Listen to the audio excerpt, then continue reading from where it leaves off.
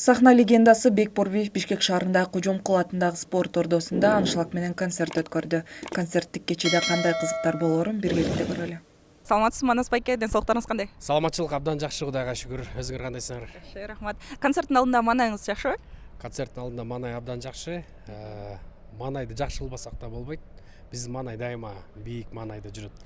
80%. Бүгүнкү концертте сиз алпарчы болот деп угуп калдым, чынбы?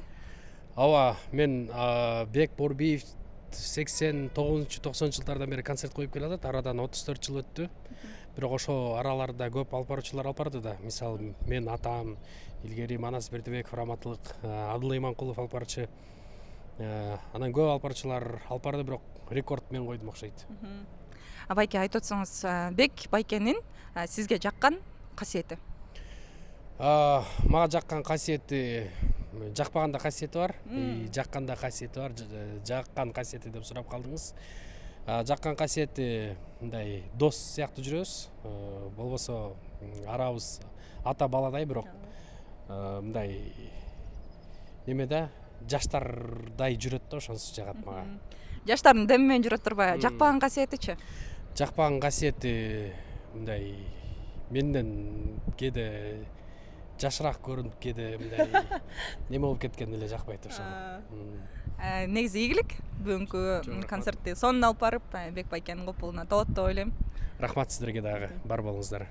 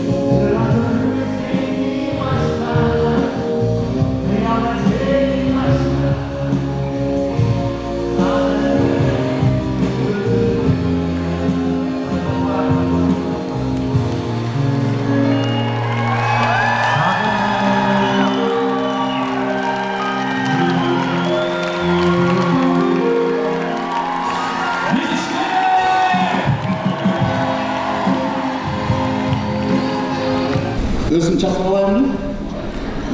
Katı urdalardan böyle çakmalayım. Altına ayında kaç ağlarım ben zaten. İnsan gibi biliyorsunuz özümden ötüşüm olsun ama yakışmak olacak onda.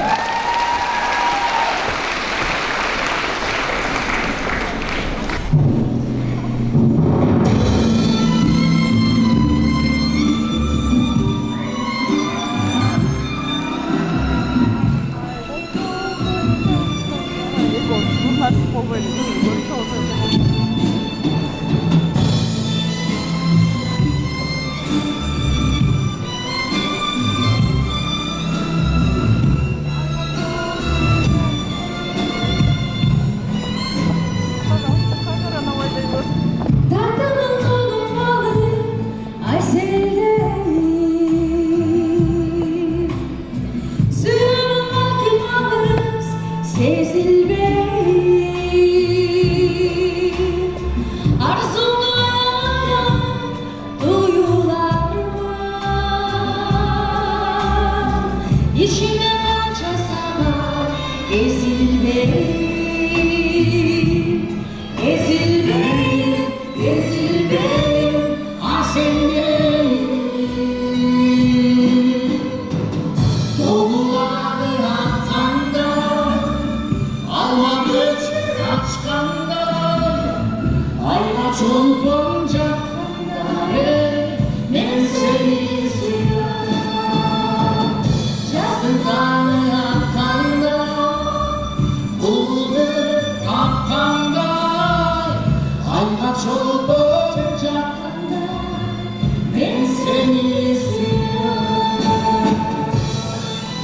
спортчу камтуу боюнча Кыргызстандын лидеринен чексиздикти кошуп ал. 4 жумага болгону 500 сом. Максималдуу ылдамдыктагы чексиз интернет.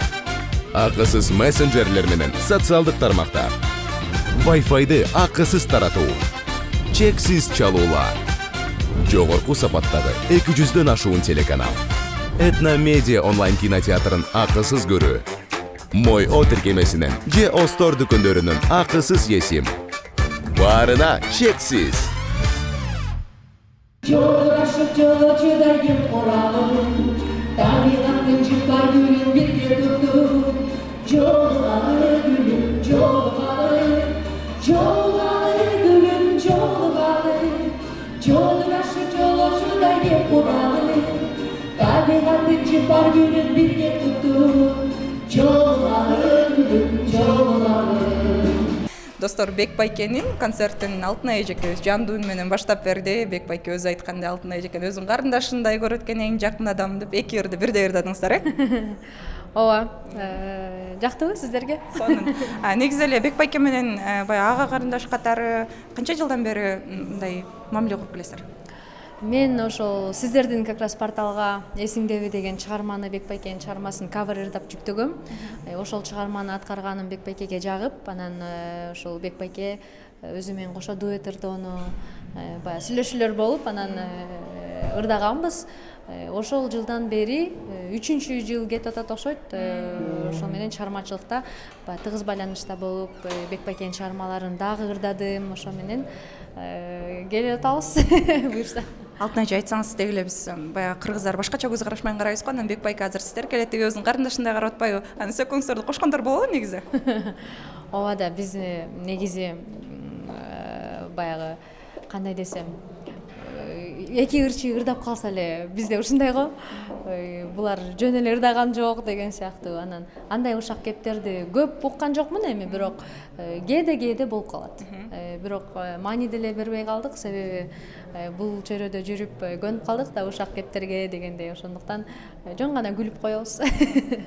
Айтсаңыз, Бек Байке инсан катары кандай адам?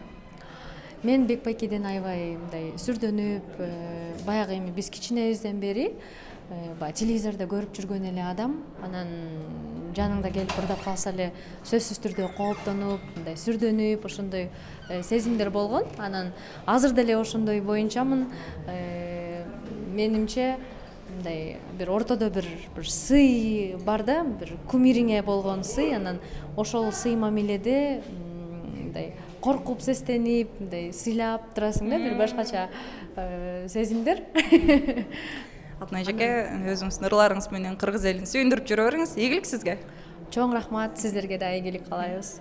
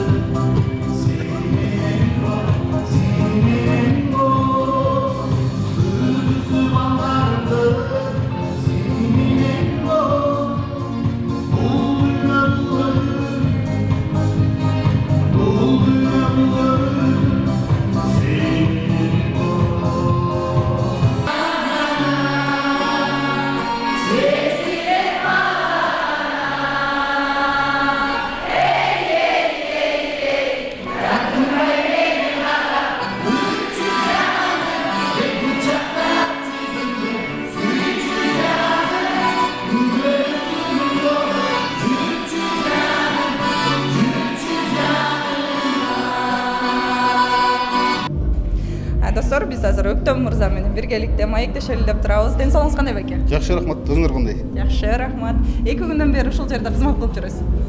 О, эми байкебиз, агайыбыз, устатыбыз ушул жерде болушубуз бизге милдет го. Бир кабар алып кетчи. Баягы өзүңүздүн устатыңыз катары көрөсүзбү Бек байкени? Ооба, албетте, бул менин эле эмес, көпчүлүк ырчылардын, көпчүлүк таланттуу инсандардын устаты. Ошолордун катарында мен бармын. Байке, баягы 2 күн болуптур концерт берип атканыңыздарга, бирок ошентсе дагы элдин көбүнө таң калдым да. Ар бир сиздердин аткарган ырыңыздарга ушунчалык ыраазы болуп кол чаап турушат. Сиз азыр кайсы ырды аткарган турасыз? Мен бүгүн ырдабайм. Жөн эле сырттан. Ооба, биз азыр жаш өсүп келаткан биздин поколение, биздин инилерибиз, карындаштарыбыз бар. Алардын музыкаларын даярдап, бүгүн мен өзүм бияктан со стороны деп коет го, орусча мындай сырттан бир көзөмөл салып карап коеюн деп келдим азыр. Өмүр бою биз бул концертте жүргөнбүз да. Баягы айтып өтсөңүз, Бек мырза адам катары, инсан катары кайсыл касиети жагат, кайсыл баягы сапаты жагат сизге? Бек байкенин жакшы сапаттары аябай көп. Муну баалагандар дагы бар, баалабагандар дагы бар дегендей. Эң эле мага жаккан сапаты эркек болуш керек деген сапат бар. Чечкиндүү, ушундай эркек сапаты бар да. Эркек мүнөзгө, эркекке таандык мүнөздүн бар. Чечкиндүү, кандай десем, баягы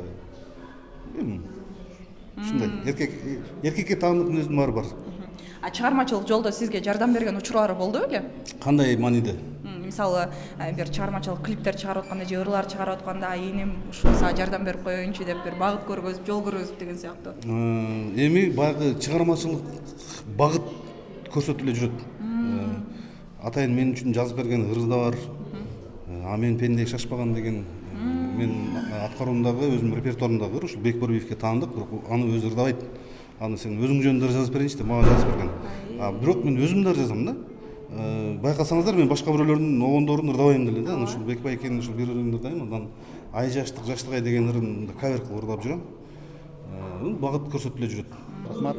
Агай, баягы көрүүчүлөрүңүз сизди сагынып ушул концертиңизди сурап калышат. Көрүүчүлөрдүн сүймөнчүлүгүнө ээ болуш үчүн ырчы кандай ырчы болуш керек? Мен ар дайым балдарга айтам, өзүмдүн инилериме, окуучуларыма. Жакшы ырчы болуш үчүн жакшы адам болуш керек биринчиден. Ал эми агай, азыр кыргыз элинде бардыгынан эле сурасак, экинин бири сиздин ырларыңызды ырдап жүрүшөт. Дал ушул адамдардын жүрөгүнөн түнөк табыш үчүн ырды чыгарып атканда өзүңүздүн жашооңуздан, өмүрүңүздөн алып чыгарасызбы же баягы чымындар келгенде эле чыгарып коё бересизби? Чымындар келгенде эле чыгарып коем. Ырлардын сизге такыр эле чечеси жокпу?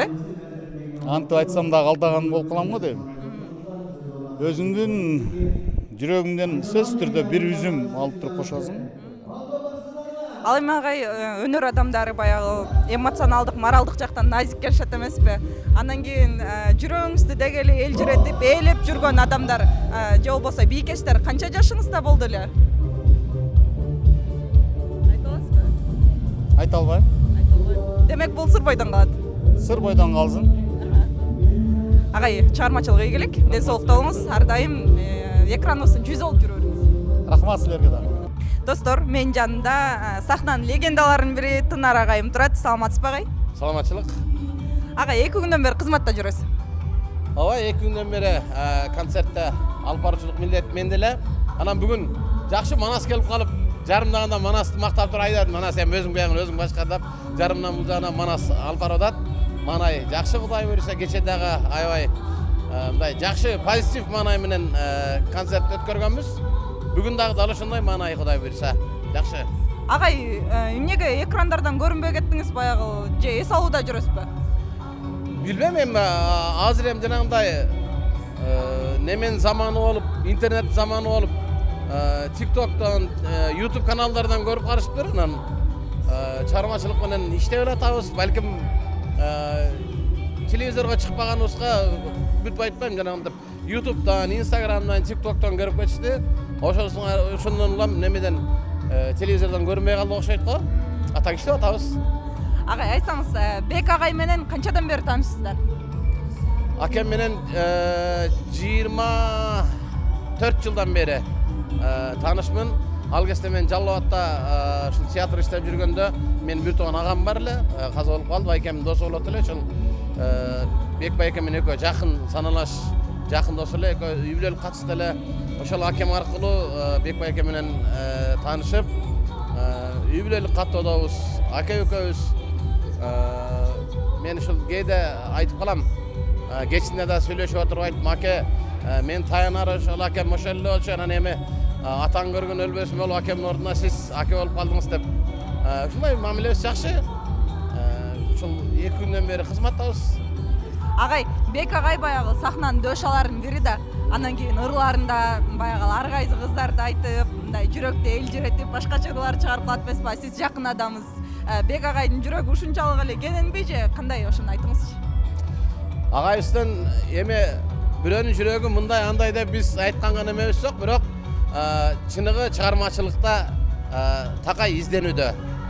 Ошон үчүн мындай ырларынын сөздөрү башка ырчыларга, оюнчуларга караганда сөздөрү өзгөчө ойлонуп турат.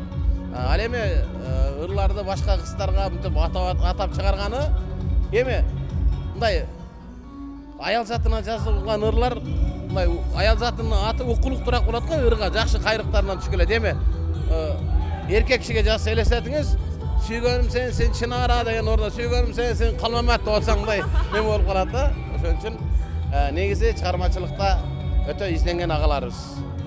Сыйлайм чыгармачылыгын. Өзгөчө мен ошол Сунамыр десте деген ырын мен ушул кезге чейин, ошол ыр чыккандан баштап ушул кезге чейин машинамды такай коюп алгам. Бир күндө 3-4 жолу алгам ошол чыгарманы. Концерттин көркүн ачкан өнөр адамдары Бек Борбиевдин адамдык сапатынын бааларын баса белгилеп өтүштү. Көрөрмандардын күбөлүү кол чабуусу менен коштолгон концерт ушуну менен соңуна чыкты.